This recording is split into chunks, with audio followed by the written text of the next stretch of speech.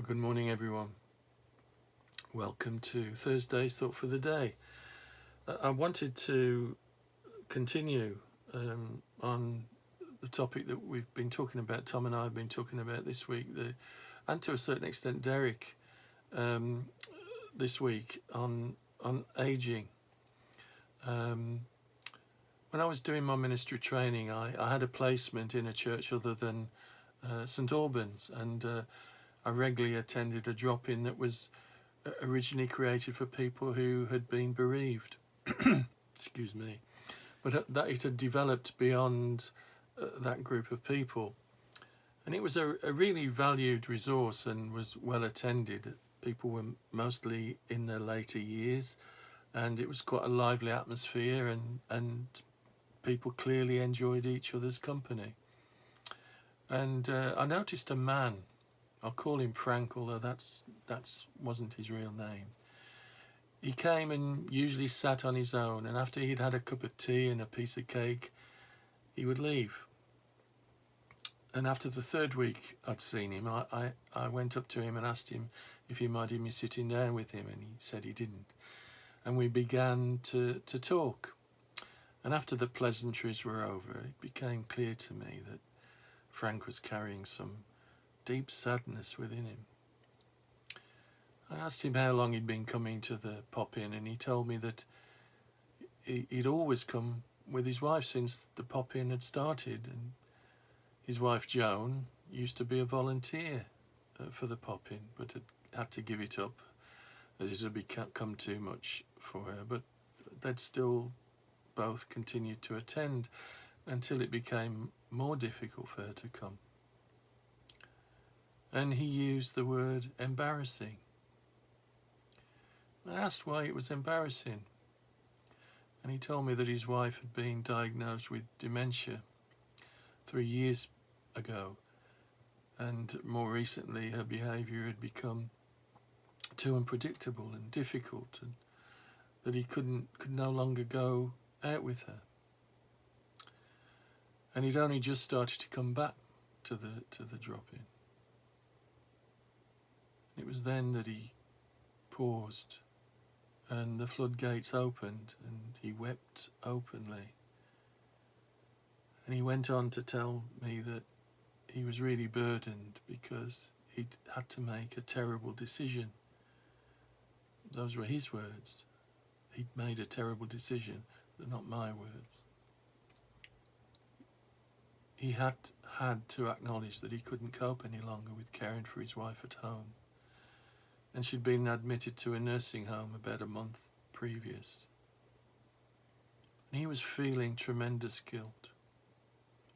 He'd cared for her for the 3 years since the diagnosis, and now he felt that he'd let her down. Although he visited her every day in the nursing home, even though she'd ceased to recognise who he was.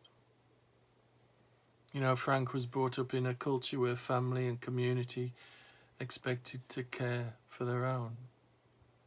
It was a time before the modern welfare state, and the family and community expectations had been well established for generations before. They were very much part of him. And the combination of those principles and his strong commitment to his marriage vows, he quoted, "till death us do part," both played their part in his feelings of failure. He also had a faith. There were regular attenders at the church that I was at. But his faith also seemed burdensome to him in this time, because it was reminding him, or he was letting it remind him, that he had to have commitment, that he should, make his way through these difficulties. And Frank felt a failure. He felt he'd abandoned Joan. He was unable to see that he hadn't really failed. His love and devotion to Joan had never failed. It was very evident in the heartache he was feeling and the tears that were falling as he was talking. You know, dementia or Alzheimer's are often called the long goodbye.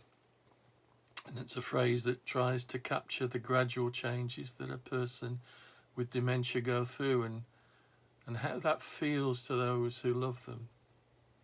Now, I'm very lucky that I've not experienced anyone close to me who has suffered in this way, but I know friends who have had relatives who have, and I've seen the pain that they go through.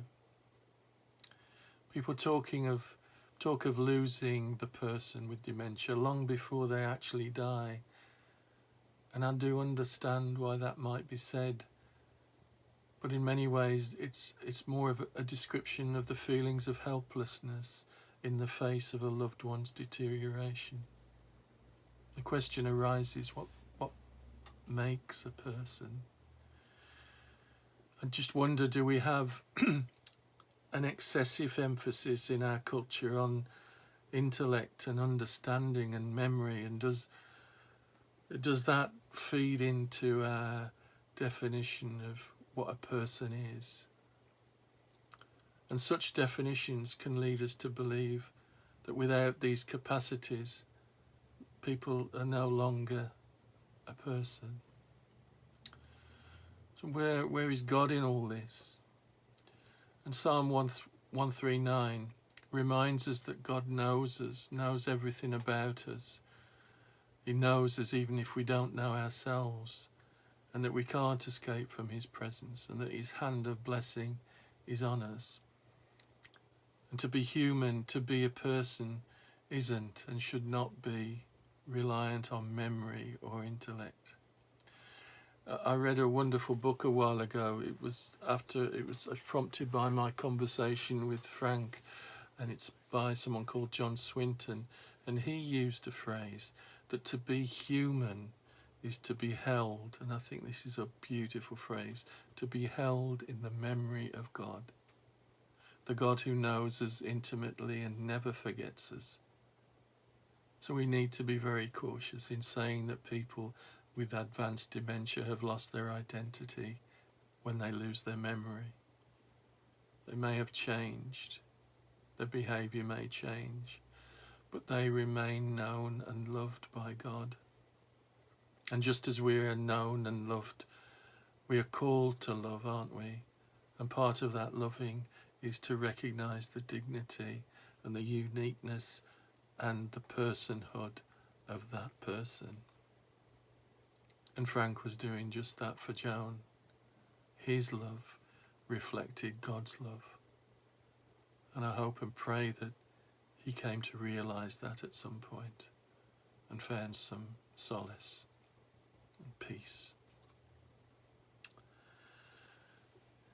Well, I'll speak to you again next Monday. In the meantime, look after yourselves and God bless. Bye-bye.